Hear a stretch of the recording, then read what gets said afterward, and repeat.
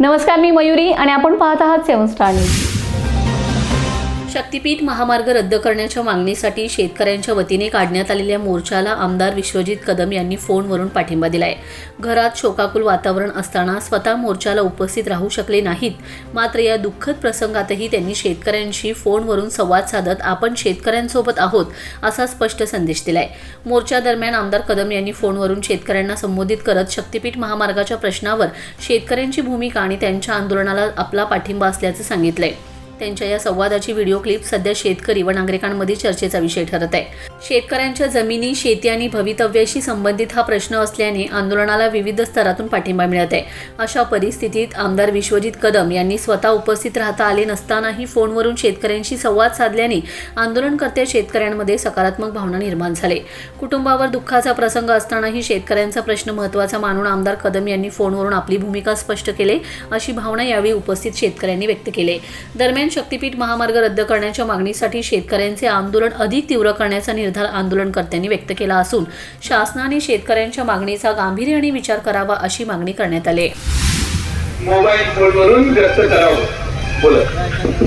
नमस्कार, धन्यवाद।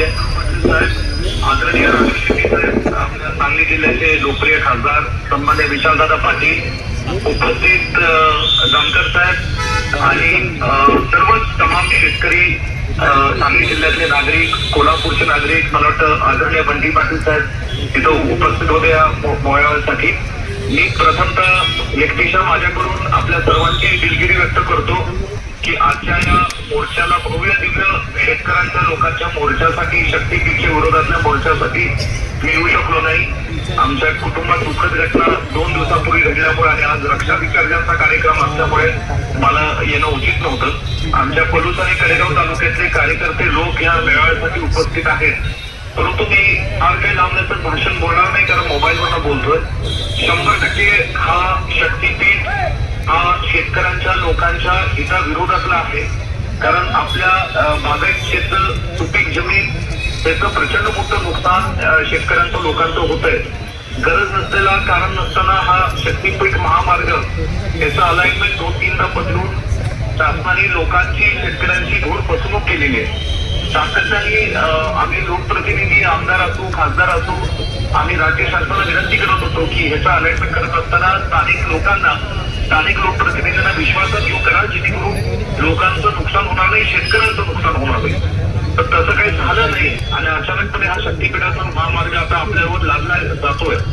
निश्चित स्वरूपात ह्या बाबतीत आम्ही सभागृहात, विधानसभेत, लोकसभेत आपले खासदार विशालजी पाटील, जयंत पाटील साहेब सभागृहात असतील, आम्ही सगळ्यांनी या बाबतीतला आमचा आवाज अत्यंत खंबीरपणे लोकांच्या बाजूने उठवण्याचं काम केलेलं आहे।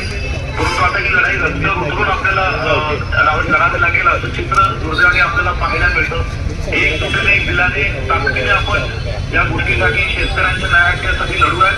शेतकऱ्यांच्या पोटावर पाय ठेवून कुठलीही विकास कामं करणं हे कुठल्याही राज्य सरकारला आणि पक्षाला हे शोभणार नाही, आणि म्हणून या मोर्चासाठी उन्हातान्हाचं, पावसाचं आपण सगळे लोक लांबून या मोर्चासाठी आलात। मी सगळे लोकांचं, कार्यकर्त्यांचं, शेतकऱ्यांचं मनापासून आभार मानेन आणि आम्ही या लढाईत तुमच्या सोबत खांद्याला खांदा लावून सर्व स्तरांनी आम्ही तुमच्या सोबत उभा आहोत। आदरणीय राजू शेट्टी साहेबांचे मनापासून मी आभार मानेन की त्यांनी हा याचा चांगला पुढाकार घेतलेला आहे आणि आम्ही सगळेजण आपल्या शेतकऱ्यांच्या सोबत उभे आहोत, एवढंच मनोगत व्यक्त करतो।